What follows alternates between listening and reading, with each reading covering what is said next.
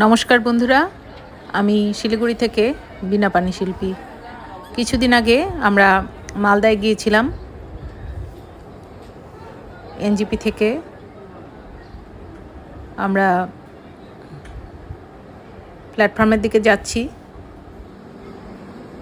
বন্দে ভারত এসে গেছে, ট্রেনে ঢুকছি। এই যে আমরা